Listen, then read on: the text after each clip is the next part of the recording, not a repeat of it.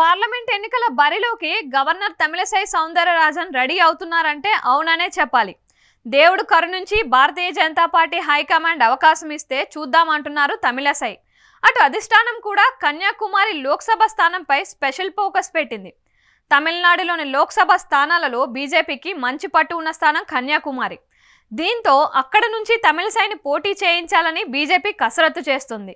కన్యాకుమారిలో నాడార్ సామాజిక వర్గం అత్యధికంగా ఉన్నారు. దీంతో అదే సామాజిక వర్గానికి చెందిన తమిళసైకి అవకాశం ఇవ్వాలని బీజేపీ ఆలోచనలు చేస్తుంది.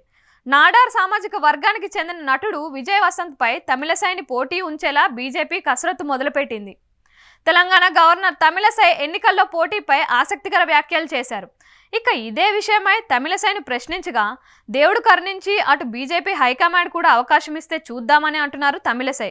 తాను సాధారణ కార్యకర్తనని, తనకు అప్పగించిన బాధ్యతలను సమర్థవంతంగా పూర్తి చేస్తానన్నారు. అలాగే భవిష్యత్తులో బీజేపీ హైకమాండ్ ఏ బాధ్యతలు అప్పగించినా చేస్తా అన్నారు తమిళసై.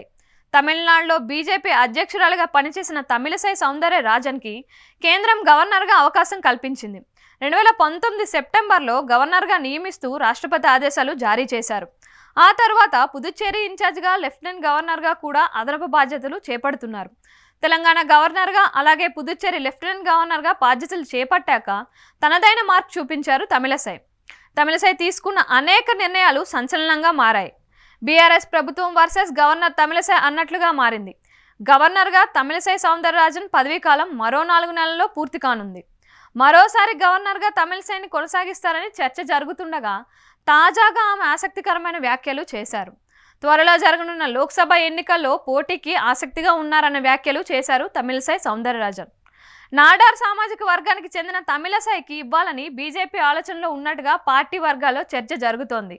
2014లో కన్యాకుమారి నుంచి గెలిచిన కేంద్ర సహాయ మంత్రిగా రాధాకృష్ణన్ పనిచేశారు. 2019లో డిఎంకే కూటమిలో కాంగ్రెస్ ఈ స్థానాన్ని గెలుచుకుంది. నాడార్ సామాజిక వర్గానికి చెందిన నటుడు విజయ్ వసంత్ పై తమిళసైని పోటీకి దింపాలని బీజేపీ కసరత్తు చేస్తుంది.